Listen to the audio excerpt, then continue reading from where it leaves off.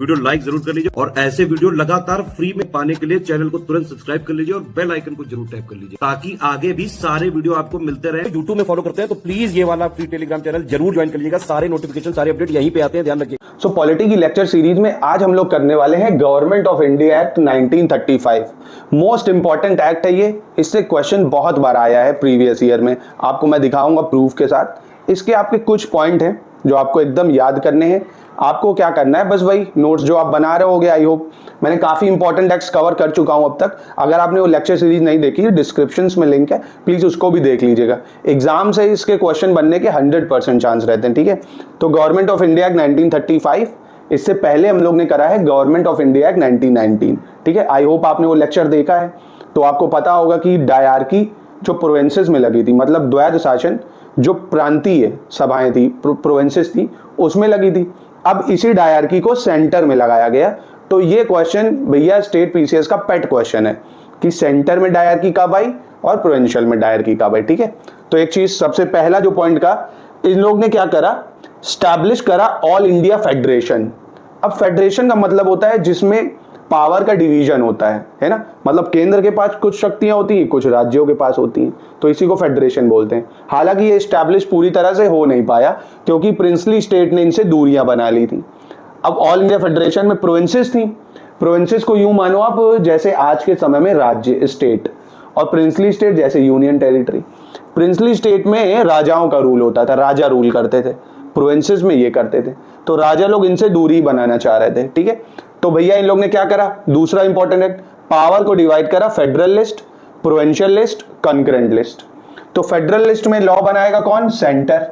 तो जो important subject है, जैसे आज भी यही होता है ना, तो जो इंपॉर्टेंट जैसे डिफेंस, फॉरेन अफेयर्स, रेलवे, ये सब फेडरल लिस्ट। प्रोविंशियल लिस्ट में कौन बनाएगा, स्टेट बनाएगा, मतलब प्रोविंसेस बनाएंगे। कंकरेंट लिस्ट में कौन बनाएगा लॉ, दोनों लोग बना सकते हैं। कंकरेंट लिस्ट में कानून बनाने का अधिकार दोनों को है। अब अगर इन तीनों के अलावा भी कुछ सब्जेक्ट बच जाते हैं जो इनमें नहीं है, तो उनमें उसको बोलते हैं रेसिड्यूरी पावर। कौन सी पावर, रेसिड्यूरी पावर। आपको इसका हिंदी सबटाइटल नीचे मिल जाएगा, ठीक है, नीचे लिखा हुआ, तो परेशान मत हो, मैं आपको समझाऊंगा हिंदी में ही, बट लिखा हुआ आपको हिंदी में मिल जाएगा, स्पेस कम है इसलिए। तो रेसिड्यूरी पावर वायसराय को दे दी गई, किसको, वायसराय को। तो आपको क्या याद रखना है, ऑल इंडिया फेडरेशन बना, प्रोविंसेस और प्रिंसली स्टेट। प्रिंसली स्टेट ने दूरी बना ली, ठीक है, तो ऑल इंडिया फेडरेशन स्टैब्लिश नहीं हो पाया। पावर को डिवाइड करा, federal list, provincial list, concurrent list में। रेसिड्यूरी पावर दी गई वायसराय को, ठीक है। तीसरी इंपॉर्टेंट चीज, डायरकी। ये तो भैया मोस्ट इंपॉर्टेंट है, इसको एकदम रट लो, मोस्ट इंपॉर्टेंट। ये जो डायरकी थी, ध्यान करो, डायरकी में क्या होता था, ट्रांसफर सब्जेक्ट और रिजर्व सब्जेक्ट। लास्ट लेक्चर में पढ़ा है, अगर नहीं देखा है तो प्लीज उसको देख लो। तो ट्रांसफर सब्जेक्ट, रिजर्व सब्जेक्ट वाला जो सिस्टम था वो अब आ गया केंद्र में, क्योंकि 1919 में उसको लगाया था कहां पे, प्रोविंसेस में। 1919 के जो एक्ट था उसको लगाया था प्रोविंस, अरे यार क्या हो रहा है, 1919 में प्रोविंसेस में लगाया था, 1935 में आ गया वो सेंटर में। ये एकदम याद कर लो भाई, 1935 में सेंटर में, 1919 में प्रोविंसेस में। और डायरकी क्या होती है, सब्जेक्ट को फर्दर दो पार्ट में, मतलब दो भाग में डिवाइड करना। ट्रांसफर सब्जेक्ट, ठीक है, और रिजर्व। रिजर्व मतलब आरक्षित, ट्रांसफर मतलब, ठीक है, ट्रांसफर को क्या बोलते हैं यार, हिंदी को आपको सब टाइटल मिल जाएगा नीचे, ठीक है। तो ट्रांसफर सब्जेक्ट और रिजर्व सब्जेक्ट दो पार्ट में डायरकी को डिवाइड कर दिया। और प्रोविंसेस में दे दी ऑटोनॉमी। क्या दे दी, ऑटोनॉमी, जिसको हम बोलते हैं रिस्पॉन्सिबल गवर्नमेंट। क्या बोलते हैं, रिस्पॉन्सिबल गवर्नमेंट। मतलब प्रोविंसेस में दे दी रिस्पॉन्सिबल गवर्नमेंट, पर अभी भी प्रोविंसेस अंडर में किसके हैं, केंद्र के। पूरी तरह से नहीं दिया, क्योंकि देखो बार बार डिमांड हो रही थी किसकी, प्रोविंशियल ऑटोनॉमी की, तो वो दे दी गई कि भैया अब जो प्रोविंसेस में सरकारें हैं वो रिस्पॉन्सिबल, मतलब जवाबदेही होंगी काउंसिल के, ठीक है, याद रखिएगा। आपको प्रोविंशियल ऑटोनॉमी कब दी पूछेगा, तो 1935 में डायरेक्ट क्वेश्चन आता है।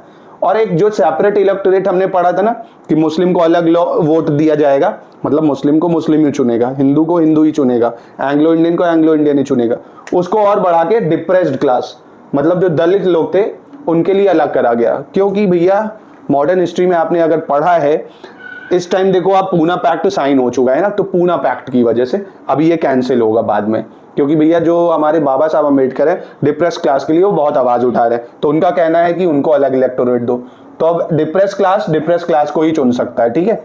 और दूसरी चीज, बाइकैमरलिज्म, मतलब वही जो लास्ट एक्ट में पढ़ा था, लोकसभा राज्यसभा। 11 प्रोविंसेस में 6 जगह बाइकैमरलिज्म खोला। 11 प्रोविंसेस में 6 जगह क्या खोला? बाइकैमरलिज्म। अब वो 6 प्रोविंसेस इंपॉर्टेंट है, याद रखिएगा। तो ऐसे याद कर लो, यूपी मतलब इसको यूनाइटेड प्रोविंस बोलते थे, बिहार और ये वेस्ट बंगाल, ठीक है। और नीचे आपका हो गया बॉम्बे, मद्रास और इधर आपका असम, ये 6 जगह, ठीक है। तो 11 में से 6 जगह बाइकैमरलिज्म आया। ये डायरेक्ट क्वेश्चन है और इसमें कोई दिमाग नहीं लगाना है, आपको बस याद रखना है कि 11 में से 6 जगह बाइकैमरलिज्म खुला। तो यूपी, बिहार, वेस्ट बंगाल, असम, बॉम्बे, मद्रास, ठीक है। प्रोविंशियल ऑटोनॉमी कब दी? 1935 में दी, ठीक है। डिप्रेस क्लास को भी कब सेपरेट इलेक्टोरेट दिया? तो 1935 में दी। आरबीआई और फेडरल कोर्ट की स्थापना कर दी, ये बहुत इंपॉर्टेंट है। किसकी? आरबीआई की और फेडरल कोर्ट की, आरबीआई की और फेडरल कोर्ट। तो फेडरल कोर्ट जो हमारा सुप्रीम कोर्ट है, इसी को फेडरल कोर्ट बोलते हैं। क्या बोलते हैं? Federal court. तो यही फेडरल कोर्ट 1950 में सुप्रीम कोर्ट बन गया। यही फेडरल कोर्ट 1950 तक काम कर रहा था फेडरल कोर्ट की तरह। 1950 में इसका नाम हो गया सुप्रीम कोर्ट। क्या हो गया? सुप्रीम कोर्ट, याद रखिएगा। तो कभी क्वेश्चन आए कि सुप्रीम कोर्ट का फॉर्मेशन कब हुआ, तो 1935 के गवर्नमेंट ऑफ एक्ट से 1937 में हुआ। आरबीआई की स्थापना भी गवर्नमेंट ऑफ इंडिया 1935 से हुई, तो 1935 में बन गया, ठीक है।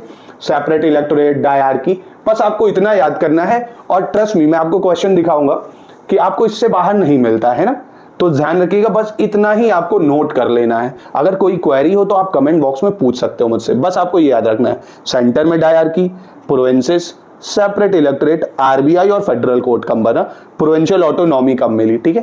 प्रोविंशियल ऑटोनॉमी मतलब स्वायत्तता बोलते हैं जिसको, कि आप अपने हिसाब से कानून बनाओ, ठीक है। रिस्पॉन्सिबिलिटी है मेरी। तो मिलते हैं नेक्स्ट वीडियो में। लास्ट एक्ट बटा है बस, गवर्नमेंट ऑफ इंडिया एक्ट 1947, जिसको इंडियन इंडिपेंडेंस एक्ट 1947 बोला जाता है। लास्ट कानून है वो। देखो हमारा जो संविधान है ना, वो देख रहे हो आप, इन्हीं सबसे मिलता जुलता है। तो इससे बहुत सारी चीजें ली गई हैं। तो एक कार्बन कॉपी भी बोलते हैं कि government of India 1935 carbon copy है कॉन्स्टिट्यूशन का, क्योंकि इसमें भी 10 शेड्यूल थे, 310 प्लस आर्टिकल थे। आज भी वही है ना, तो याद रखिएगा आज के संविधान के प्रोविजन इससे बहुत मैच खाते हैं। तो मिलते हैं नेक्स्ट वीडियो में। गुड।